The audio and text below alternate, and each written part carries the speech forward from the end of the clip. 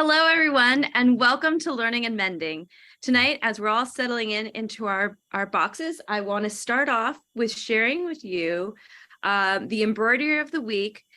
This pattern was completed last series by our very own Yeva Papayan, and I have to tell you, the detail in this is just incredible. I really hope that the Zoom can capture the little mini corn kernels. It had to take forever. It's so gorgeous and so well done. And just want to say thank you, Yeva. And so as we begin, I want to welcome you all to our 10th series of Learning and Mending, Understories. In this series, we'll be exploring ecologies of storytelling through speculative fiction. An understory is an underlying layer of vegetation beneath a forest canopy. In this series, we'll be thinking about the complex vital stories that lie below and the subplots that nurture life in the shadows. Speculative fiction is a broad term that encompasses several different genres, from hard fantasy to myth-making and folklore. The underlying characteristic of SF is that it speculates. It asks, what if? SF plays with what is and imagines what could be. It does not ponder the possibilities that lie in some distant future, but imagines new ways of being present.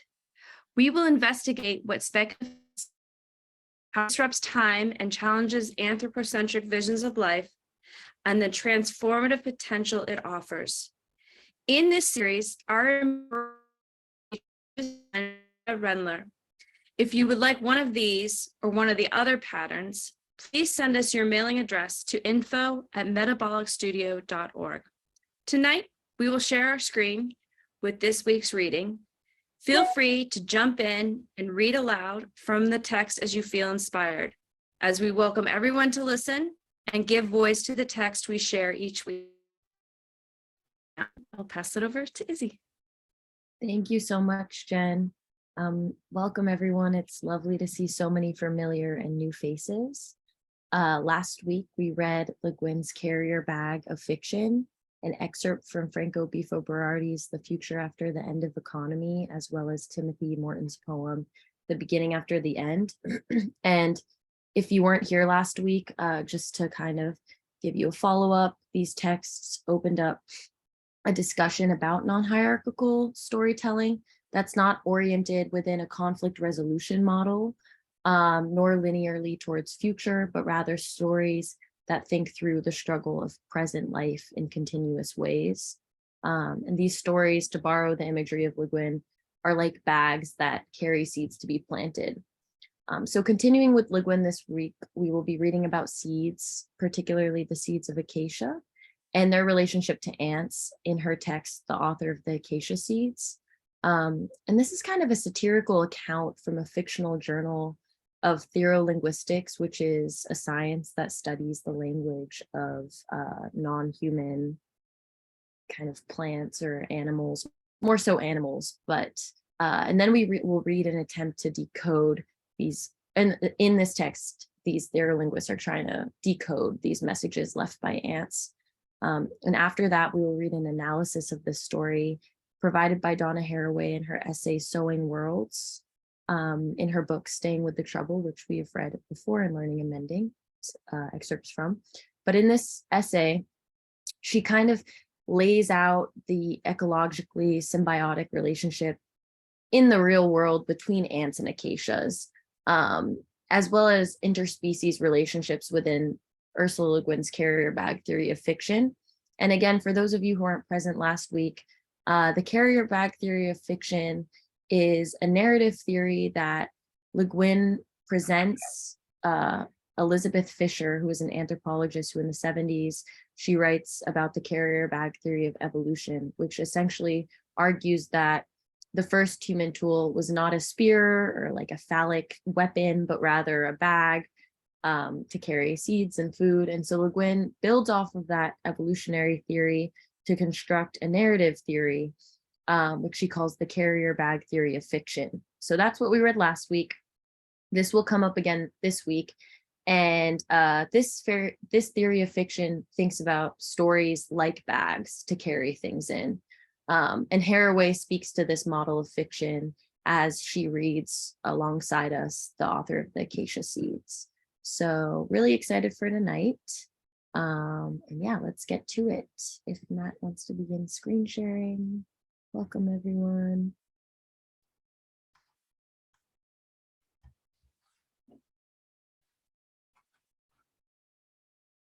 And just to remind people, we just take turns reading and read as much as you like. And when you're done, someone else will pick up.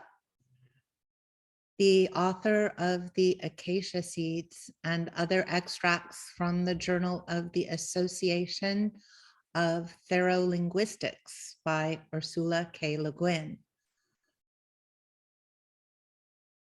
M.S. or Ms.? Izzy, is it Ms.? I'm not really sure what a lot of this, because it's kind of like satire of what a therolinguistics journal is kind of like confusing, but Oh, okay. manuscript. Manuscript found in an anthill. The messages were found written in touch gland exudation on degerminated acacia seeds laid in rows at the end of a narrow, erratic tunnel leading off from one of the deeper levels of the colony. It was the orderly arrangement of the seeds that first drew the investigators' attention. The messages are fragmentary and the translation approximate and highly interpretive, but the text seems worthy of interest if only for its striking lack of resemblance to any other ant text known to us. I will not touch. Go ahead. Okay. Seeds 1 through 13. I will not touch feelers. I will not stroke. I will spend on dry seeds, my soul's sweetness. It may be found when I am dead. Touch this dry wood. I call, I am here. Alternatively, this passage may be read. Do not touch feelers. Do not stroke. Spend on dry seeds, your soul's sweetness. Others may find it when you are dead. Touch this dry wood. Call, I am here. No known dialect of ants employ any verbal person except the third person singular and plural and the first person plural. In this text, only the root forms of the verbs are used. So there is no way to decide whether the passage was intended to be autobiography or manifesto.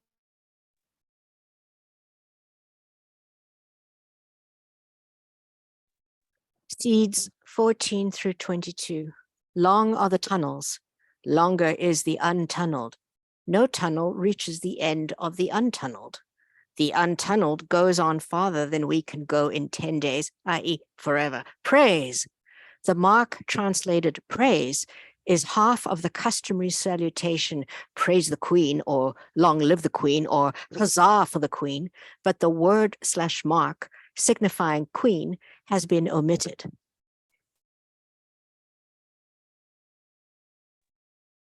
Seeds 23 through 29. As the ant among the foreign enemy ants is killed, so the ant without ants dies, but being without ants is as sweet as honeydew. An ant intruding in a colony, not its own, is usually killed. Isolated from other ants, it invariably dies within a day or so.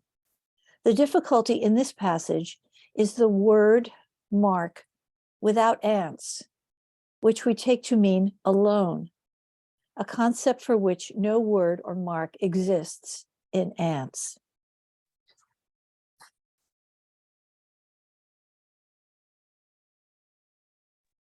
Seeds 30. Seeds 30 to 31. Eat the eggs, up with the queen. There has already been considerable dispute over the interpretation of the phrase on seed 31. It is an important question, since all the preceding seeds can be fully understood only in the light cast by this ultimate exhortation. Dr. Rossbone ingeniously argues that the author, a wingless, neuter female worker, yearns hopelessly to be a winged male and to find a new colony, flying upward in the nuptial flight with the new queen. Though the text certainly permits such a reading, our conviction is that nothing in the text supports it. Least of all, the text of the immediately preceding seed, number 30. Eat the eggs. This reading, though shocking, is beyond disputation. We venture to suggest that the confusion over seed 31 may result from an ethnocentric interpretation of the word up. To us, up is a good direction. Not so, or not necessarily so, to an ant. Up is where the food comes from, to be sure, but down is where security, peace, and home are to be found. Up is the scorching sun, the freezing night, no shelter in the beloved tunnels, exile, death. Therefore, we suggest that this strange author, in the solitude of her lonely tunnel, sought with what means she had to express the ultimate blasphemy conceivable to an ant, and that the correct reading of seeds 30 to 31 in human terms is eat the eggs, down with the queen. Should I continue? The desiccated body of the small worker was found beside seed 31. When the manuscript was discovered, the head had been severed from the thorax, probably by the jaws of a soldier of the colony. The seeds, carefully arranged in a pattern resembling a musical stave, had not been disturbed. Ants of the soldier caste are illiterate. Thus, the soldier was presumably not interested in the collection of useless seeds from which the edible germs had been removed. No living ants were left in the colony, which was destroyed in a war with a neighboring anthill and sometime subsequent of the death of the author of the acacia seeds. G.D. Arbe, T.R. Bardal.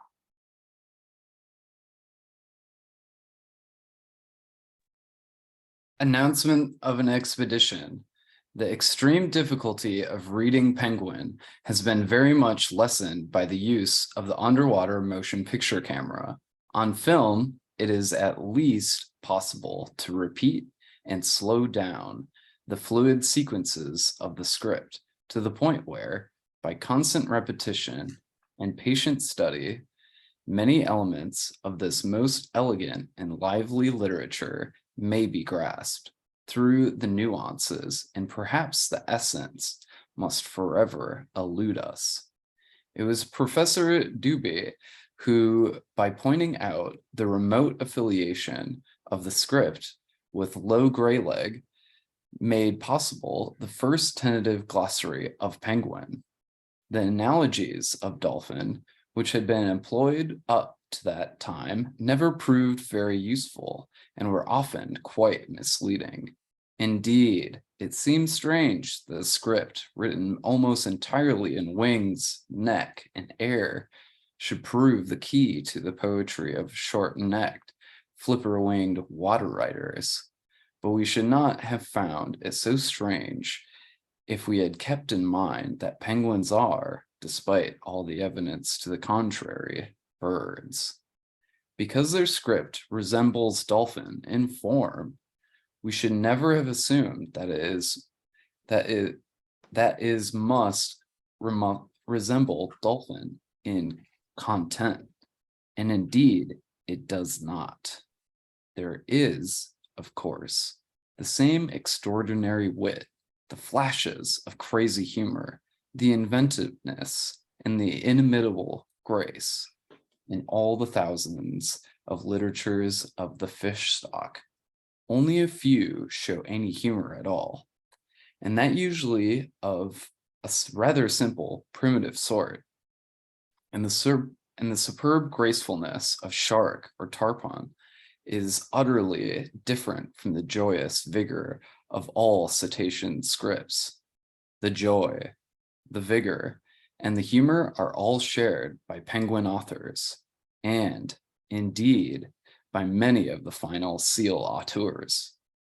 The temperature of the blood is a bond, but the construction of the brain and the womb makes a barrier. Dolphins do not lay eggs. A world of difference lies in that simple fact.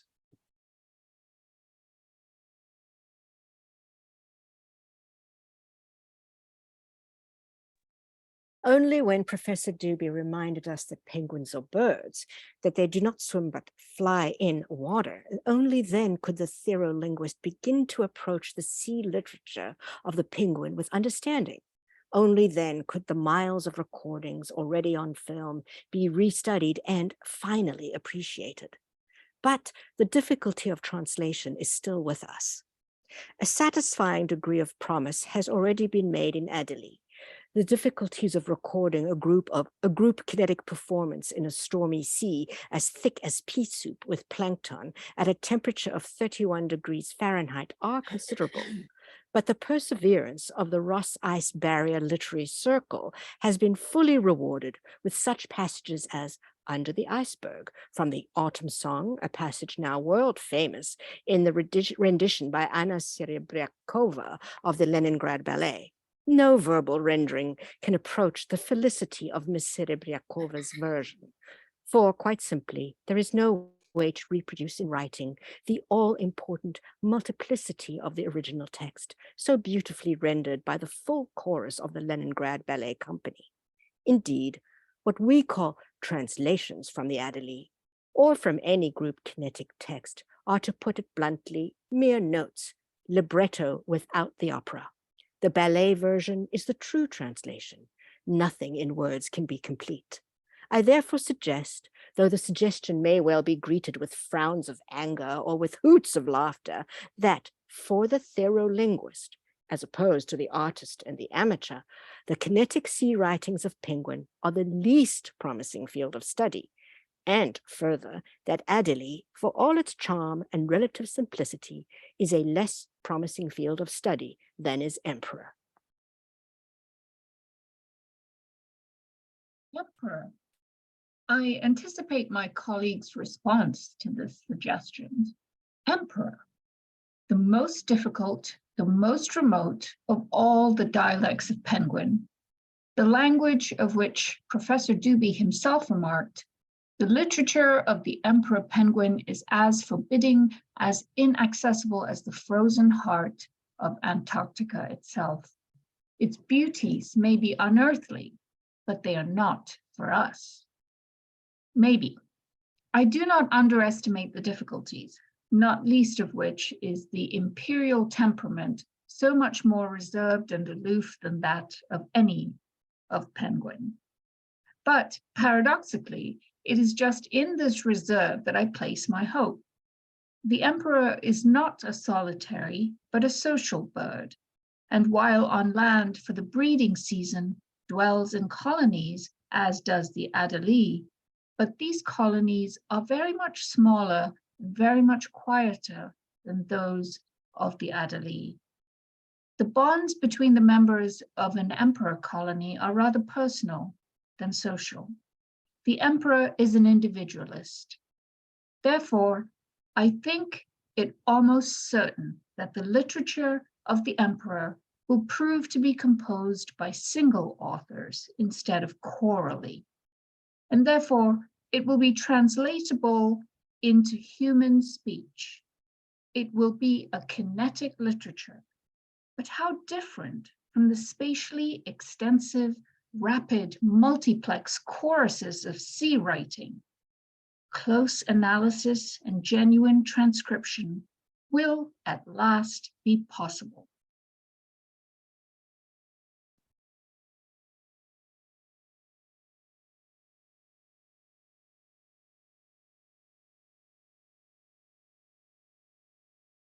What, say my critics, should we pack up and go to Cape Crozier, to the dark, to the blizzards, to the minus 60 degrees cold, in the mere hope of recording the problematic poetry of a few strange birds who sit there in the midwinter dark, in the blizzards, in the minus 60 degrees cold, on the eternal ice, with an egg on their feet?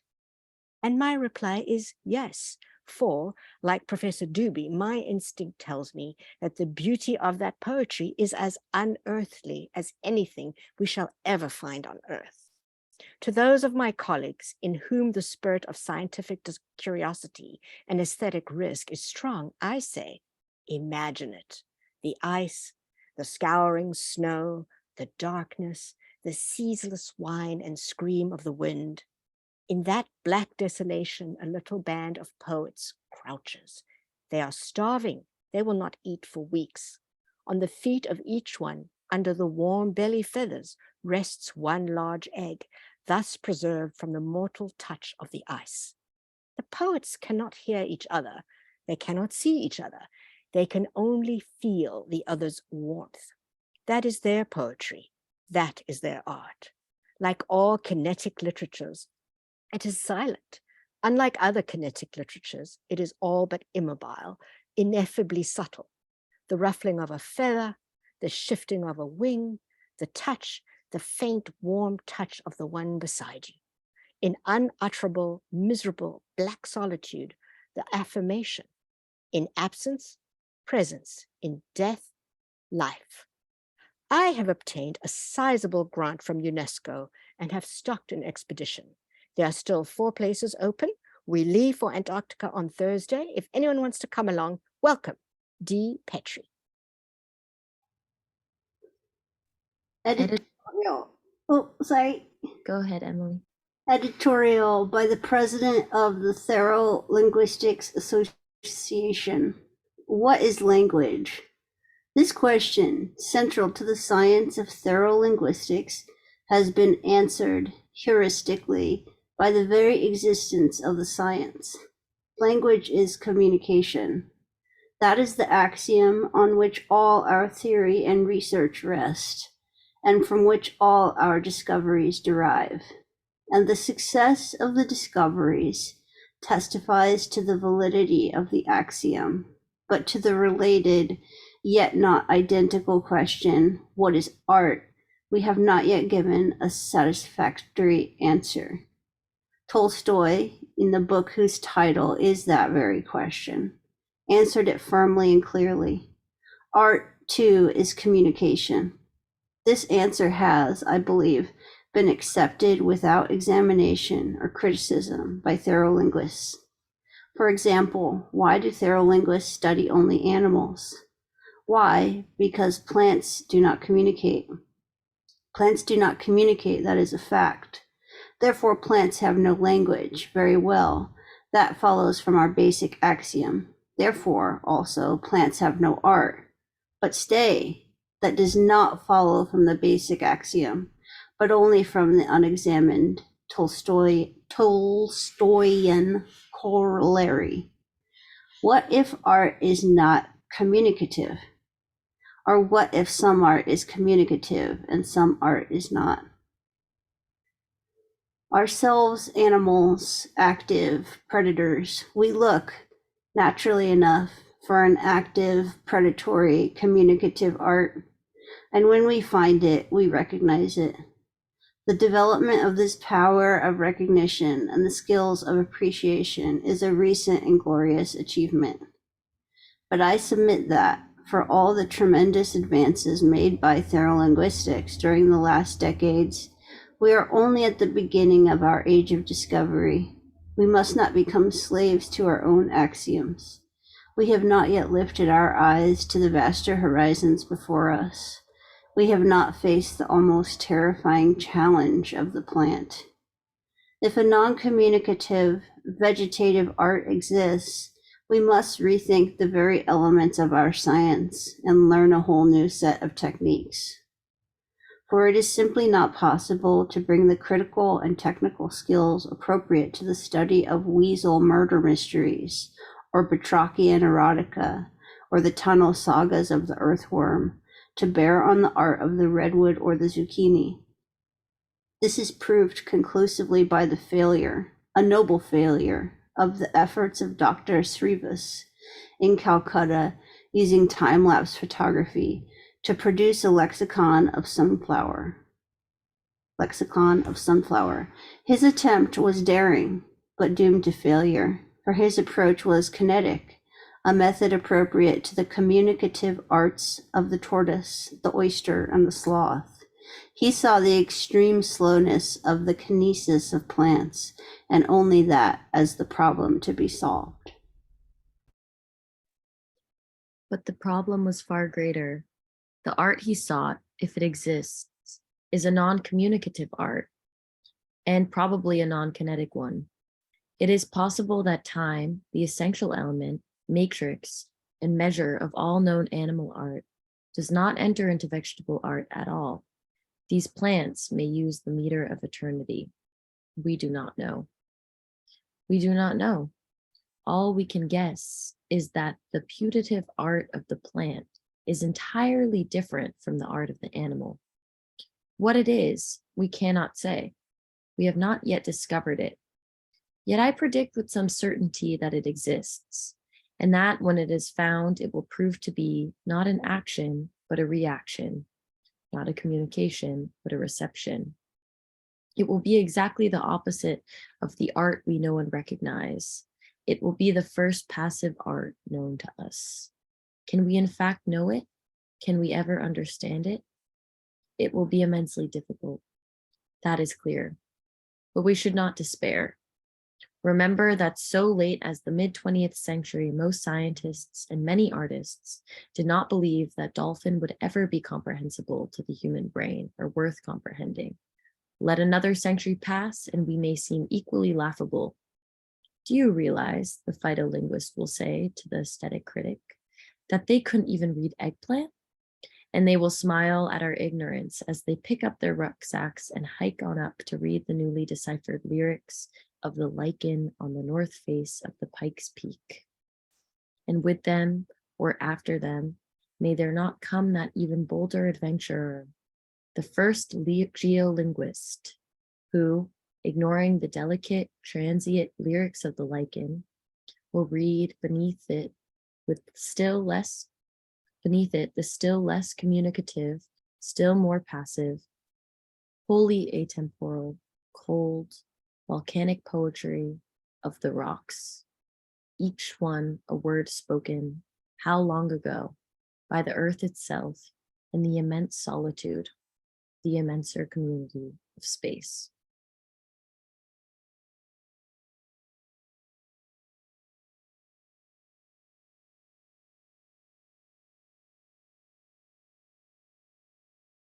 Sowing Worlds, a seed bag for terraforming with Earth's others. Do you realize, the phytolinguist will say to the aesthetic critic, that they couldn't even read eggplant? And they will smile at our ignorance as they pick up their rucksacks and hike on up to read the newly deciphered lyrics of the lichen on the north face of Pike's Peak. Ursula K. Le Guin, the author of the Acacia Seeds. The political slogan I wore in the Reagan Star Wars era of the 1980s read, "Cyborgs for Earthly Survival." The terrifying times of George H.W. Bush and the secondary Bushes made me switch to slogans purloined from tough Schutzhund dog trainers. Run fast, bite hard, and shut up and train. Today my slogan reads, stay with the trouble. But in all these knots, and especially now, where whenever that potent and capacious place-time is, we need a hardy, soiled kind of wisdom. Instructed by companion species of the myriad Terran kingdoms in all their place-times, we need to reseed our souls and our homeworlds in order to flourish. Again, or maybe just for the first time, on a vulnerable planet that is not yet murdered. We need not just reseeding, but also re-inoculating with all the fermenting, fomenting, and nutrient-fixing associates that seeds need to thrive. Recuperation is still possible, but only in multi-species alliance, across the killing divisions of nature, culture, and technology, and of organism, language, and machine. The feminist cyborg taught me that. The humanimal worlds of dogs, chickens, turtles, and wolves taught me that. And in fugal, fungal, microbial, symbiogenetic counterpoint, the acacia trees of Africa, the Americas, Australia, and the Pacific Islands with their congeries of associates reaching across taxa, teach me that. Sowing Worlds is about opening up the story of companion species to more of its relentless diversity and urgent trouble.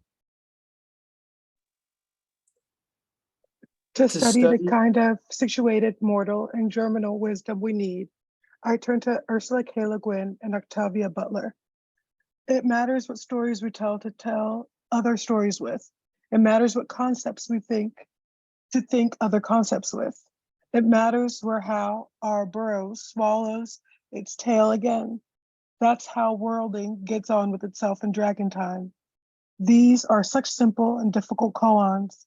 Let us see what kind of get they spawn. A careful student of dragons, Le Guin taught me the carrier bag theory of fiction and the natural cultural history. Her theories, her stories, are capacious bags for collecting, carrying, and telling the stuff of living. A leaf, a gourd, a shell, a net, a bag, a sling, a sack, a bottle, a pot, a box, a container, a holder, a receipt.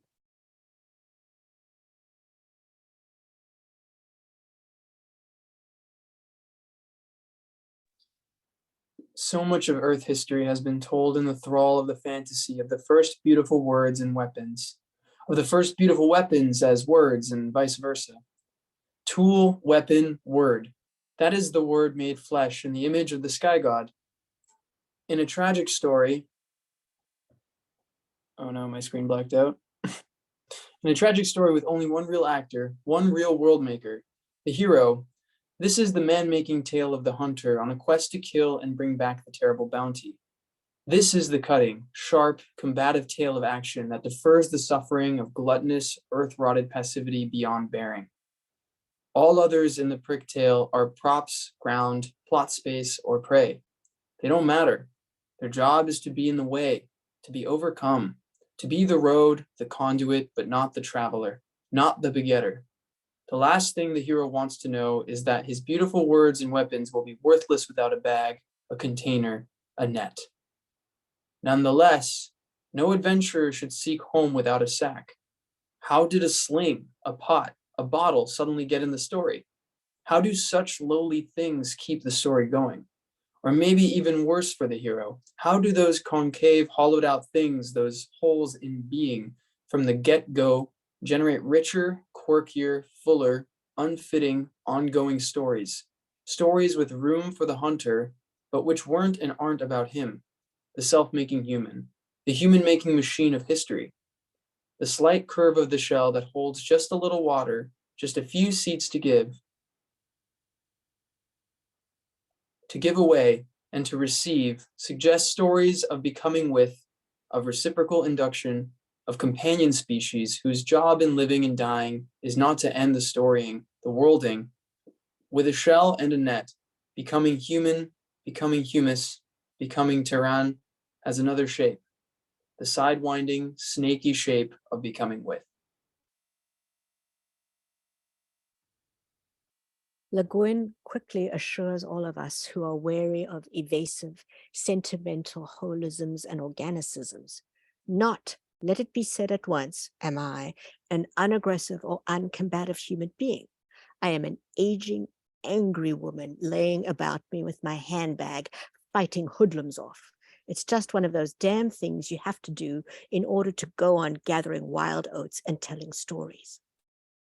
There is room for conflict in Le Guin's story, but her carrier bag narratives are full of much else in wonderful, messy tales to use for retelling or reseeding possibilities for getting on now, as well as in deep earth history.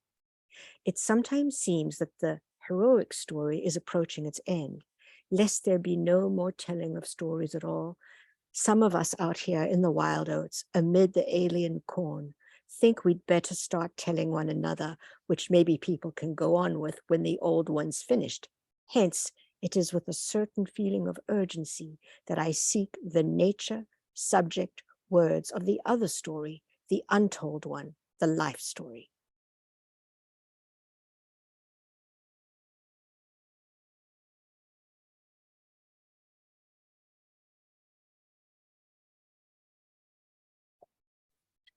My carrier bag for terraforming is full of acacia seeds, but as we shall see, that collection brings its full share of trouble too.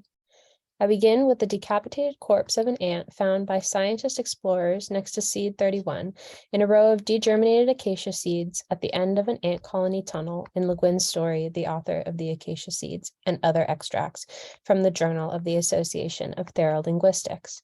The therolinguists were perplexed in their reading of the touch gland exudate script that the ant seemed to have written in her biochemical ink on the aligned seeds. The scientists were uncertain both about how to interpret the script and about who the ant was.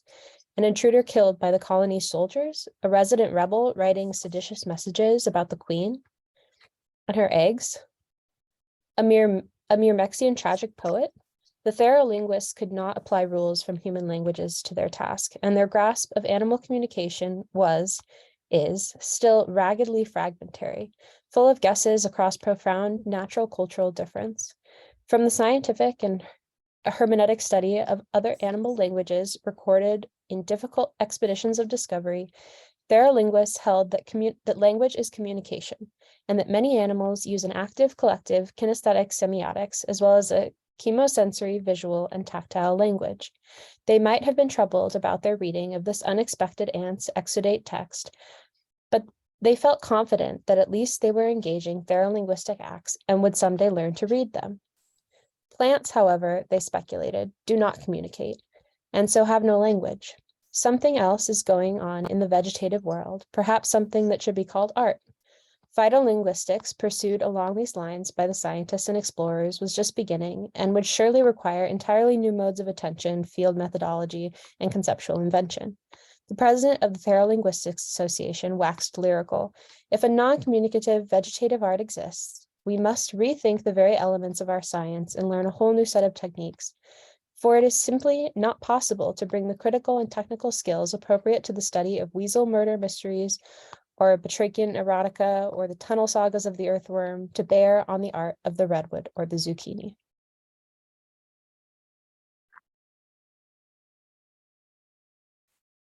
In my view, the president got it right about the need to question the tissues of one's knowings and ways of knowing in order to respond to non-anthropocentric difference. But a closer look at that decapitated ant and the degerminated acacia seeds should have told those still zoocentric scientists that their sublime aestheticization of plants led them astray about earth-making companion species. Plants are consummate communicators in a vast terran array of modalities, making and exchanging meanings among and between an astonishing galaxy of associates across the taxa of living beings. Plants, along with bacteria and fungi, are also animals' lifelines to communication with the abiotic world, from sun to gas to rock. To pursue this matter, I need to leave Le Guin's story for now, and instead draw on the stories told by students of symbiosis, symbiogenesis, and ecological, evolutionary, developmental biology. Acacias and ants can do almost all the work for me. With 1,500 species, about 1,000 of which are indigenous to Australia, the genus Acacia is one of the largest genera of trees and shrubs on Earth. Different acacias flourish in temperate, tropical, and desert climates across oceans and continents. They are crucial species, maintaining the healthy biodiversity of complex ecologies, housing many lodgers, and nourishing a motley guest list of diners. Relocated from wherever they originated, acacias were the darlings of human colonial foresters and still are the stock in trade of landscapers and plant breeders. In these histories, some acacias become the overgrowing destroyers of endemic ecologies that are the special responsibility of restoration biologists and just plain citizens of recuperating places. In part and in whole, acacias show up in the most unexpected places. They give the bounty of the gorgeous hardwoods like Hawaiian koa, which are oops, I just thought, which are cut down and greedy, exterminating global capitalistic excess. Acacias also make the humble polysaccharide gums, including gum arabic from Acacia, Senegal, which show up in human industrial products like ice cream, hand lotion, beer, ink, jelly beans, and old-fashioned postage stamps. Those same gum exudates are the immune system of the acacias themselves, helping to seal wounds and discourage opportunistic fungi and bacteria. Bees make a prized honey from acacia flowers, among the few honeys that will not crystallize. Many animals, including moths, human beings, and the only known vegetarian spider, use acacias for food. People rely on acacias for seed pastes, fritters made from pods, curries, shoots, toasted seeds, and root beer.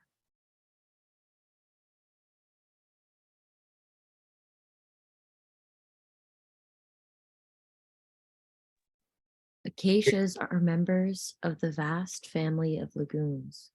That means that among their many talents, in association with fungal mycorrhizal symbionts, which hosts their own bacterial endosymbionts, many acacias fix the nitrogen crucial to soil fertility, plant growth, and animal existence. In defending themselves from grazers and pests, acacias are veritable alkaloid chemical factories, making many compounds that are psychoactive in animals like me. I can only imagine with my hominid brain what these compounds feel like to critters like insects. From giraffes' point of view, acacias sport lovely leafy salads on their crowns, and the acacias respond to assiduous giraffe pruning by producing the picturesque African savanna flat-top tree landscape prized by human photographers and tourist enterprises, not to mention life-saving shade and rest for many critters. Supported within this big narrative net bag, I'm ready to add a few details of my own to Le Guin's ongoing carrier bag story of the decapitated ant and her acacia seed writing tablet. The theolinguists were worried about the message they tried to decipher in the writing, but I am riveted by what drew ant and acacia seed together in the first place. How did they know each other? How did they communicate? Why did the ant paint her message on that shiny surface? The degerminated seed is the clue. Acacia verticulata, an Australian shrub related to the coastal wattle, so worrisome to Southern California ecologists, makes seeds that are dispersed by ants. The wily acacias draw the ant's attention with a showy attachment stalk coiled around every seed. The ants carry the decorated seeds to their nests, where they consume the fat, rich attachment stalks called lysosomes at their leisure. In time, the seeds germinate out of the nice womb provided by the ant tunnels, and the ants have the nutritious, calorie-dense food they need to fuel all those stories of their hardworking habits.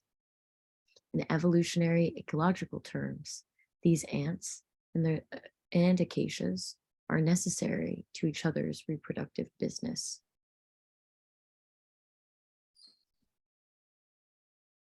Some ant-acacia associations are much more elaborate than that, reaching into the internal tissues of each participant, shaping genomes and developmental patterning of the structures and functions of both companion species.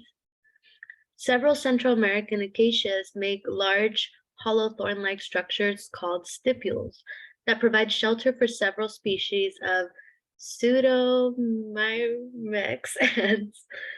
The ants feed on a secretion of sap on leaf stalk and small lipid-rich and protein-rich food bodies at the tips of the leaflets called Beltian bodies. In return, the ants add protection to the plant against herbivores. There's nothing like a dedicated bevy of angry, biting ants to make a day's foraging uncomfortable and the leaf grazer of whatever species move on to less infested pantries.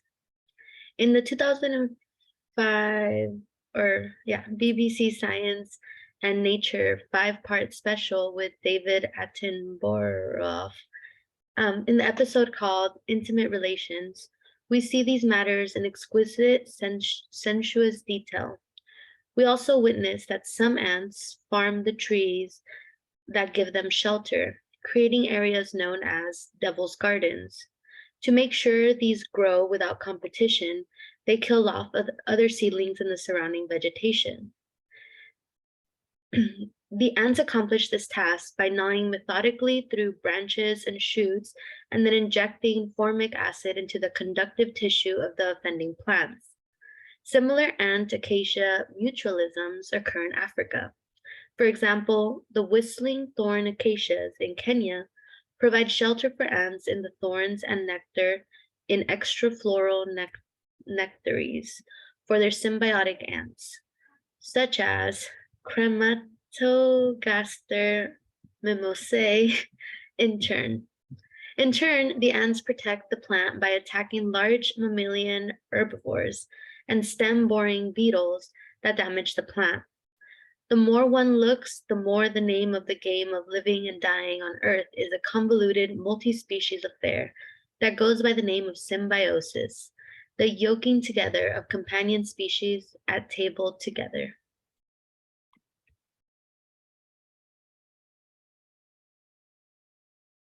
Ants and acacias are both highly diverse, well-populated groups. They are sometimes world travelers and sometimes homebodies that cannot flourish away from natal countries and natal neighbors. Homebody or traveler, their ways of living and dying have consequences for terraforming, past and present. Ants and acacias are avid for association with critters of all sorts of sizes and scales, and they are opportunistic in their approaches to living and dying in both evolutionary and organismic or whole group time places. These species, in all their complexities and ongoingness, both do great harm and sustain whole worlds, sometimes in association with human people, sometimes not. The devil is truly in the details of responsible nature cultures inhabited by accountable companion species. We are here to live and die with, not just think and write with, but also here to sow worlds with, to write in ant exudates on acacia seeds to keep the stories going. No more than Le Guin's carrier bag story with the crusty elderly lady ready to use her purse to whack evildoers, and the author avid for the mess as well as the order of her bumptious critters, human and not, is my story of these worldly wise symbionts, a tale of rectitude and final peace. With Le Guin, I am committed to the finicky, disruptive details of good stories that don't know how to finish. Good stories reach into rich pasts to sustain thick presence, to keep the story going for those who come after. Emma Goldman's understanding of anarchist love and rage makes sense in the worlds of ants and acacias. These companion species are a prompt to shaggy dog stories, growls, bites, whelps, games, snufflings, and all. Symbiogenesis is not a synonym for the good, but for becoming with each other in responsibility. Finally, and not a moment too soon, symbiosis enlarges and displaces autopoiesis and all other self-forming and self-sustaining system fantasies.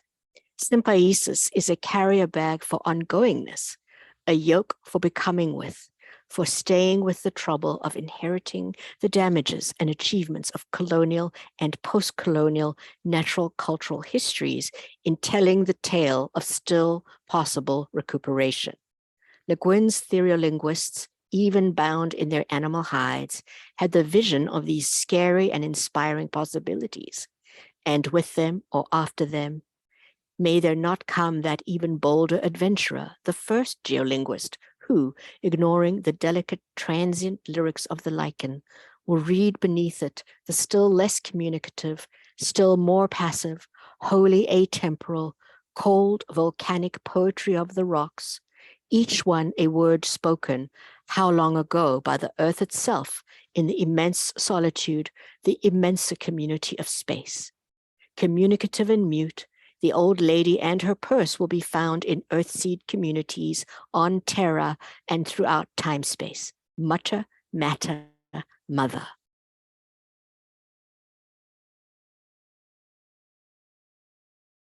Thank you, everyone. That was great. So before we go into the breakout rooms, I'm going to share the weekly questions. And last week we had a little issue with the questions transferring over to the breakout rooms. So this week I'm going to share also a screenshot of the questions. So you can just open the questions directly from the chat and take those with you to the breakout room. So let me just share that. And thank you for bearing with the kind of longer text. It was really hard to cut it down because it was so juicy. But I just shared the questions and now I'm going to read them. And I wanted to just highlight briefly before there's a conversation about autopoiesis and sympoiesis going on. Sympoiesis is offered in Haraway as a kind of counter against autopoiesis, which means self-making. So it's just to emphasize the idea of making together, which we see in this text between ants and acacias, this making with. And I just want to read a section of what we just read. So we are here to live and die with, not just think and write with, but also here to sow worlds with. To write an ant exudates on acacia seeds to keep the stories going. With Le Guin, I'm committed to the finicky, disruptive details of good stories that don't know how to finish. Good stories that reach into rich pasts to sustain thick presents to keep the story going for those who come after. So moving from that, Le Guin's story challenges language as a strictly human device. How can the complication of language, insofar as we understand it as something far vaster than a human device, expand our ability for communication, storytelling, as well as our understanding of being in the world? What does communication entail, and what kinds of communication matter to you in the stories you engage with? So I will put also that quote in the chat. Sorry, the cat just opened the door, so distracted me a little bit while I was in the middle of talking. I'm just going to put the quote in the chat that I just read because I think it's really nice to kind of work from too. And yes, okay, breakout room time. Thanks for reading, everyone. I'll open the breakout rooms and you can all join, and then I will bring us back in about 15 minutes.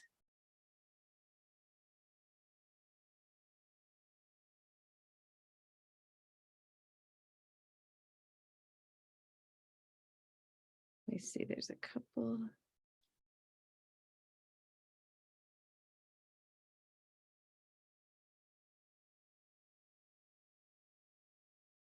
I think there's a couple that you have to assign still. Sorry. If you didn't get assigned, I'll do it right now.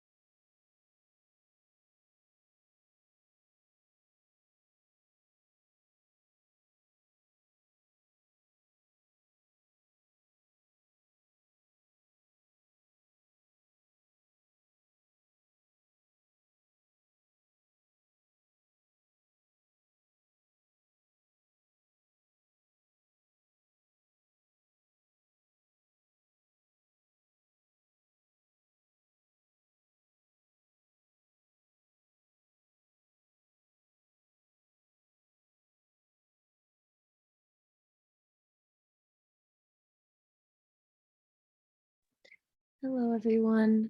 Welcome back.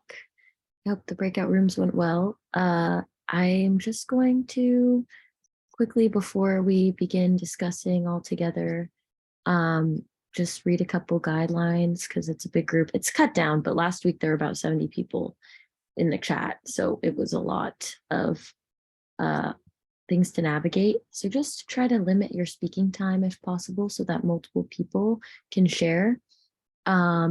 And also let's try to, remain kind of on the topic. I know that's hard because the topic is like a lot going on. But we're talking about storytelling and speculative fiction. And so if it goes too astray, a moderator may just step in, but that is not super likely. What astray means is we like astray. So anyway, I'll open up the floor. All right, well, I'll start with astray. We got to discussing grief, interestingly enough, and the language of grief and relationship to language and sound and vibration, and the idea that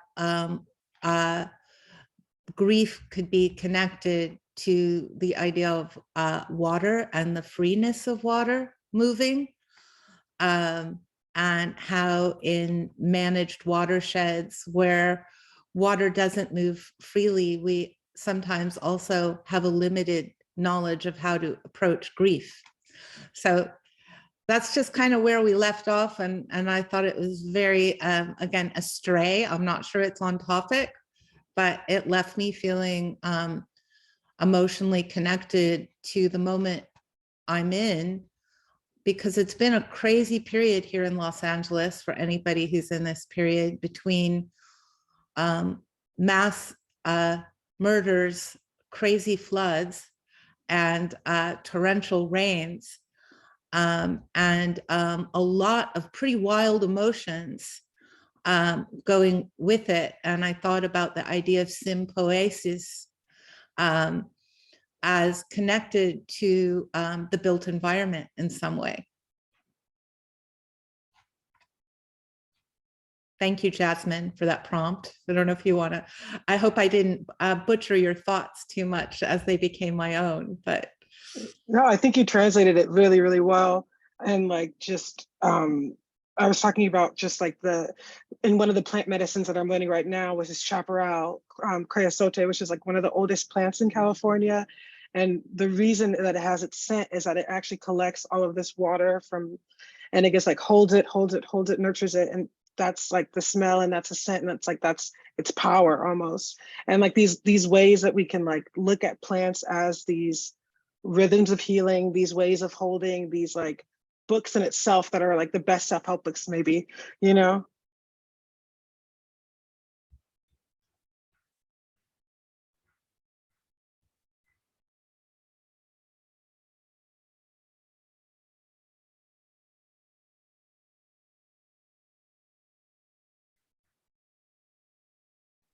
An interesting, oh, sorry, did I cut someone off? No, go ahead. An interesting thing came up in our conversation that Tara brought up about language and knowledge, and that there's this kind of the need to understand is very much rooted in empiricism, and how we can navigate the tension between not knowing but imagining many possibilities and potentialities, as if, like we talked about, okay, if you were to stumble upon seeds arranged carefully in the forest, and instead of just thinking, oh, someone put them there, they just arranged them like that because they were bored, but rather, maybe ants arranged them like this to leave us a message, or to leave each other a message, and it has nothing to do with us. Or maybe, they miraculously fell out. I don't know, just imagining possibilities instead, but still not needing to like understand entirely. And that tension there is really interesting. Maybe somewhat of an obvious pop culture reference in that question of like knowing versus not knowing is that film Arrival, where they're trying to where there is like so much tension and like that inability to know what's going on, and then to find out at the end that what's going on is someone trying to translate a universal language. And I feel like that that movie also encapsulates that tendency to turn violent towards anything that's unknown, which is something like obviously a larger thing, but it makes me think about how different sort of like that film depicts the experience of not knowing versus these texts that we're reading, in which the not knowing is sort of like the most beautiful part of it, versus in that film where the not knowing is like this point of absolute like distress and conflict.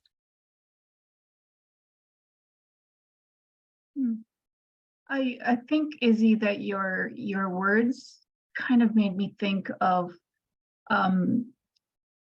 why we have a bias about knowing that makes knowing into something that we need to control versus other ways of knowing, such as through intuiting and through the somatic experience and so forth. And we've just taken one tack of possibility, one pathway of sort of empirical determinism, and we have just made it entrenched by our sort of our cultural ways. And it's sort of like all of these other ways of knowing, like scent and music and visual ways of knowing, have just sort of been sidelined. And it's really hard to recover that because we're like stuck in our hall of mirrors. So yeah, that's what made me think of. I think that's why I really liked how often the word exudates came up. Just thinking about like the essence of a being that gets excreted. Like we are always thinking about like you are what you eat, but that kind of centers an individual body. And if we think about like how we end up relating to everything around us, like what we exude is equally as important. And that can be in many different realms that oftentimes we don't necessarily have the sensory apparatus to even notice. So cultivating awareness of that is like a really important task, I think.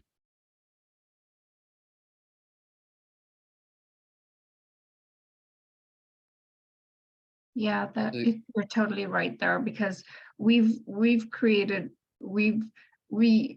overwhelm everything else with our sensory filter, which is visual and linear and textural. And you know, the poor dogs who are led by their nose, I mean, their whole world is alive through scent, and we don't, you know, we don't give that any credence at all.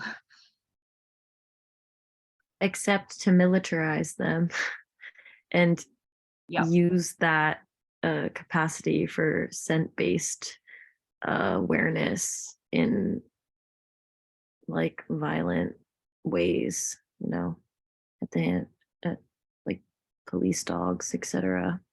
That's when it matters, you know. Obviously not for in reality, but in the way things play out.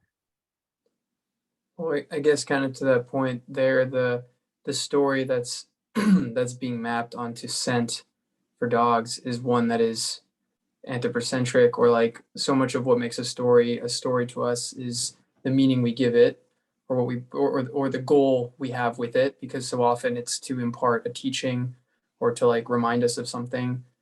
And our group talked a bit about Andrea mentioned that there are these sensors at Metabolic that I think Matt got or something to like attach to plants, and you can sort of hear sort of a sonic version of the way that energy moves through it. I can't speak on that, but that sounds like a really cool way of sort of experiencing the other things that all creatures can exude.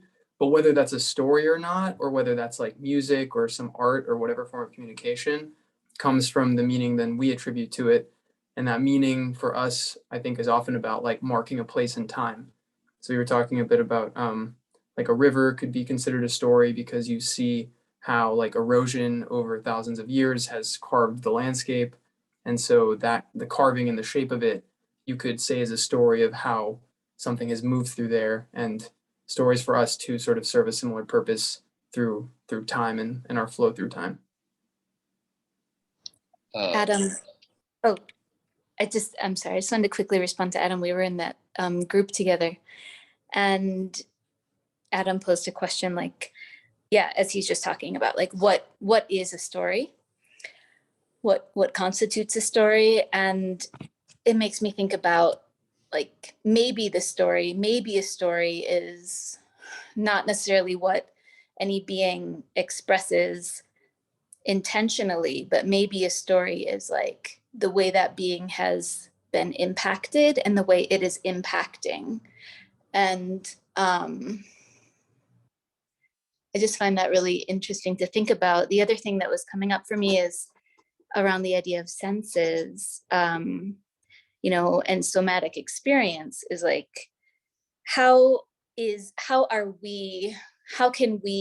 what would our imagination be like if we could, you know, if we weren't limited by our own sensorial experience. So like, for example, there's so much projection around like what an ant, or even, you know, it is storytelling. We human beings are constantly storytelling. So I just wanted to reflect that. Thank you. Sorry for interrupting you. Not at all. I just kind of want to jump in about these unknown methods of communication, and not just within a species like dolphins talking to dolphins, but cross-species communication. That's kind of an unknown thing. Interesting project I brought up is called the Global Consciousness Project. And they did something with random number generators, which would be a computer system. And they found consciousness can affect this random number generator. And an experiment they did is have a light that would shine in each corner of the room through a random number generator. So you would think with math, like 25% this corner, 25% that corner, 25% every corner. But they put a plant in one of the corners, and they found that the light shone on the corner of the plant in it by far and out the most.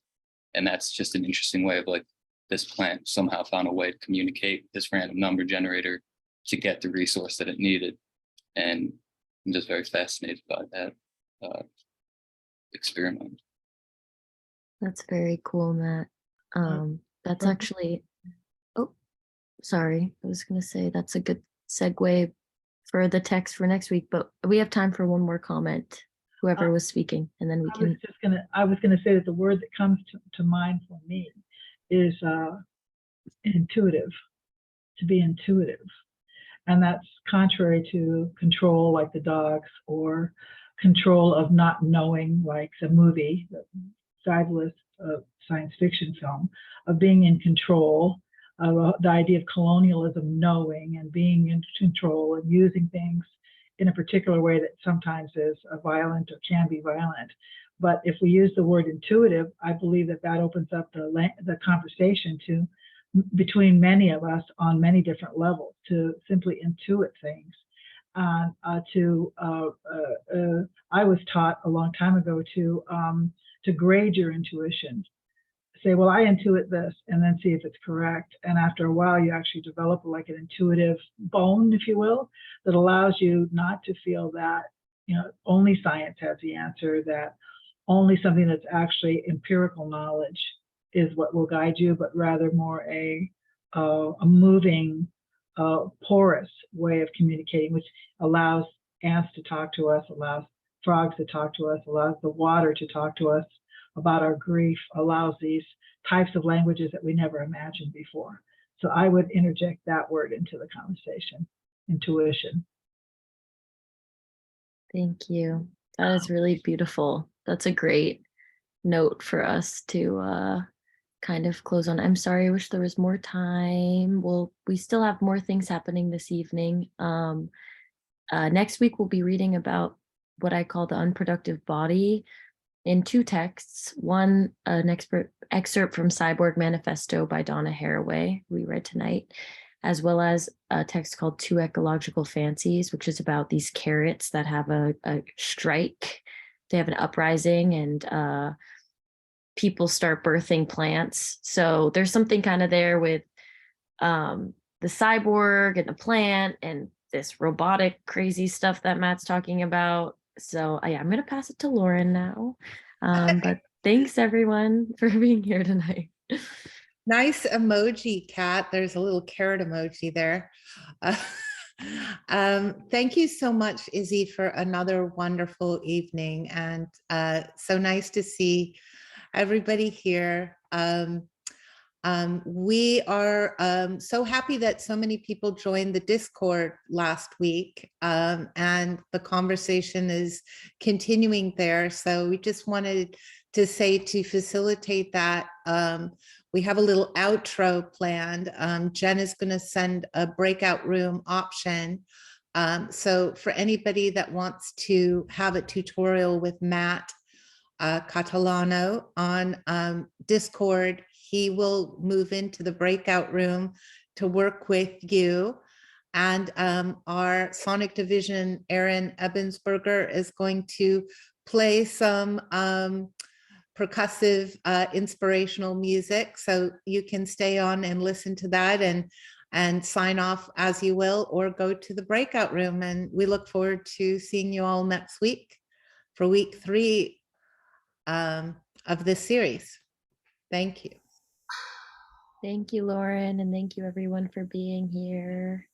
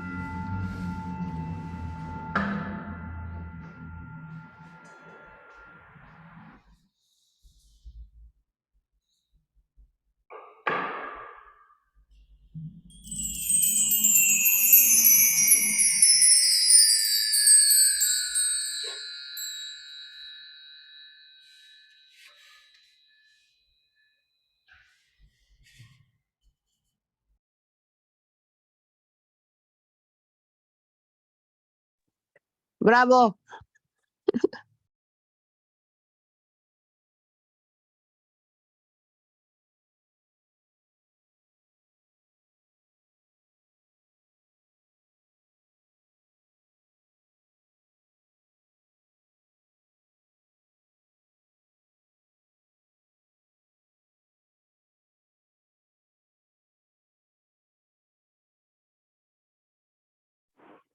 Jen, thank you for hosting us.